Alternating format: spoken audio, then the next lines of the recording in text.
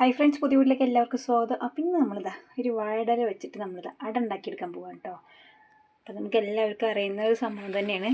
അപ്പോൾ നമ്മളിത് വാഴയിലൊക്കെ നമ്മൾ വെട്ടിയെടുത്ത ശേഷം വെയിലത്ത് വാട്ടിയെടുത്തിട്ടുണ്ട് കേട്ടോ. അപ്പോൾ നമ്മൾ മടക്കിയെടുക്കുന്ന സമയത്ത് ഇത് പൊട്ടിപ്പോകും, അതുകൊണ്ടാണ് നമ്മളിത് വാട്ടിയെടുക്കുന്നത്. അതുകൊണ്ട് ഇപ്പോൾ കണ്ടത് ഇങ്ങനെ മടക്കുമ്പോൾ ഒന്നും പൊട്ടിപ്പോകില്ല കേട്ടോ. അപ്പോൾ അങ്ങനെ ഇത് വാട്ടിയെടുത്തിട്ടുണ്ട്. ഇനി നമുക്ക് നന്നായിട്ട് കഴുകിയിട്ട് തുടച്ചെടുക്കാം കേട്ടോ. ചെറിയ ചെറിയ പീസാക്കി എടുക്കണം. ചെറിയ പീസ് പറഞ്ഞാൽ അത്യാവശ്യം നമ്മൾ അട ഉണ്ടാക്കാൻ വലുപ്പത്തിലുള്ളൊരു പീസാക്കി എടുക്കണം കേട്ടോ. അപ്പോൾ അങ്ങനെ ഇത് നമ്മൾ അങ്ങനെ വാട്ടി വെച്ചിട്ടുണ്ട്. ഇനി നമുക്ക് ഇതിലേക്ക് വേണ്ട സംഭവങ്ങൾ എന്തൊക്കെയാണെന്ന് കാണിച്ചു തരാം കേട്ടോ.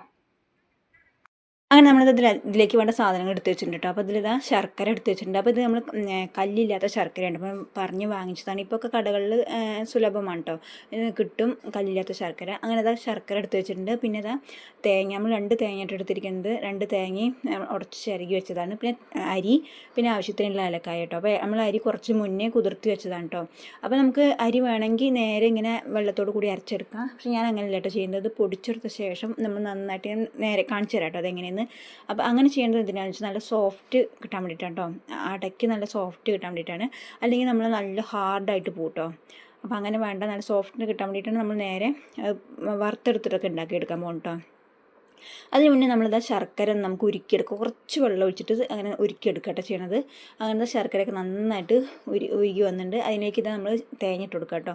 ഈ ഒരു കോമ്പിനേഷൻ നിങ്ങൾക്ക് എല്ലാവർക്കും ഇഷ്ടമല്ലേ? ഈ ശർക്കരയും അതുപോലെ തേങ്ങയും കൂടെയുള്ള മിക്സ് എനിക്ക് നല്ല ഇഷ്ടമായിട്ടോ. ഞാൻ മക്കൾക്ക് ഇങ്ങനെ തേങ്ങയും ശർക്കരയും ഇതേപോലെ ഇട്ട് കൊടുത്ത ശേഷം അതിലേക്ക് കുറച്ച് ഏലക്കായ ഇട്ടിട്ട് നമ്മൾ നന്നായിട്ട് ഇങ്ങനെ ആ വെള്ളമൊക്കെ വറ്റിച്ചെടുത്തിട്ട് ഇങ്ങനെ ഉരുളാക്കി എടുക്കും കേട്ടോ. തേങ്ങ ശർക്കരയും കൂടെ ഉള്ള ഒരു ഉണ്ടാക്കി കൊടുക്കാറുണ്ട് കേട്ടോ മക്കൾക്ക്. നല്ല ടേസ്റ്റാണ് കേട്ടോ. അപ്പോൾ അങ്ങനെ ഇതാ നമ്മൾ തേങ്ങ ഇതിട്ട് വെള്ളമൊക്കെ നന്നായിട്ട് വറ്റി വരണം കേട്ടോ. കുറച്ച് നേരം നമ്മൾ ചെറിയ ഫ്ലെയിമിൽ ഇട്ടിട്ട് ഇങ്ങനെ ആ വെള്ളം ഒന്ന് വറ്റിച്ചെടുക്കണം കേട്ടോ. അതിനിടയിൽ നമുക്കിതാ ഇനി അരി പൊടിച്ചെടുത്തിട്ട് ഒന്ന് വറുത്തെടുക്കാം കേട്ടോ. അപ്പോഴേക്കും നമ്മൾ ഈ ശർക്കരയും തേങ്ങയിട്ട് വെള്ളമൊക്കെ ഒന്ന് വറ്റി കിട്ടും. നിങ്ങളൊന്ന് മക്കൾക്ക് ഇങ്ങനെ ഉണ്ടാക്കി കൊടുത്ത് നോക്കാം കേട്ടോ. എന്താ വെച്ചാൽ വേറെ ഒന്നുമല്ല, നമ്മൾ ഈ ശർക്കരയും തേങ്ങ മാത്രം മതി. നന്നായി വെള്ളം വറ്റിച്ചിട്ട് ഉരുളകളായിട്ട് ഇങ്ങനെ നമ്മൾ അരി ഉണ്ടാക്കില്ല, അതേപോലെ ഉണ്ടാക്കലാക്കിയിട്ട് കൊടുത്താൽ നല്ല ടേസ്റ്റാണ്.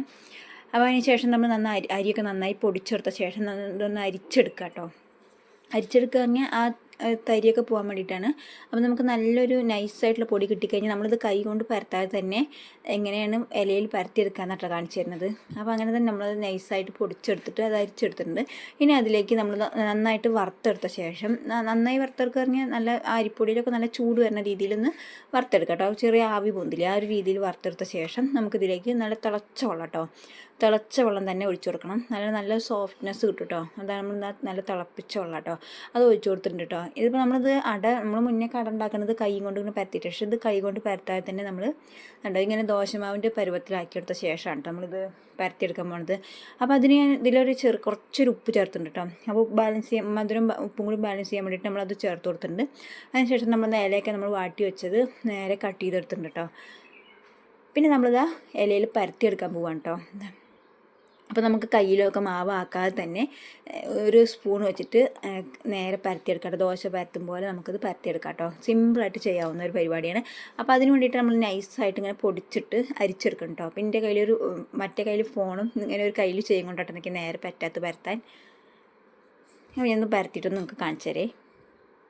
അങ്ങനെ ഇതാ നമ്മളിത് 2 പരത്തി വെച്ചിട്ടുണ്ട് കേട്ടോ. അപ്പോൾ നമുക്ക് എത്രത്തോളം കട്ടി വേണം അതിനനുസരിച്ച് പരത്തി കൊടുക്കാം കേട്ടോ. അപ്പോൾ ഞാനൊരു നൈസായിട്ടാണ് പരത്തി കൊടുത്തിരിക്കുന്നത്. അപ്പോൾ അതിൻ്റെ ഒരു ടേസ്റ്റ് വേറെ തന്നെ കേട്ടോ. നമ്മൾ നൈസായി പരത്തുന്നതും കട്ടിയായി പരത്തുന്നതും വേറെ ഒരു ടേസ്റ്റ് കേട്ടോ.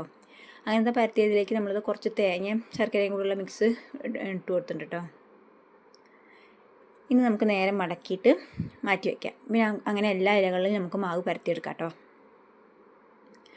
അതിനുശേഷം നമ്മൾ ഇഡ്ഡലി ഉണ്ടാക്കുന്ന ചെമ്പുണ്ട്, അത് അടുപ്പത്ത് വെച്ച ശേഷം അതിലേക്ക് പാത്രം തട്ട് വെച്ച ശേഷം നമ്മൾ അട ഉണ്ടാക്കിയതൊക്കെ അതിൽ വെച്ച് കൊടുത്തിട്ടുണ്ട് കേട്ടോ. അപ്പോൾ നമ്മൾ ഇലയൊക്കെ നന്നായിട്ട് മടക്കി എടുത്തിട്ടുണ്ടായിരുന്നു.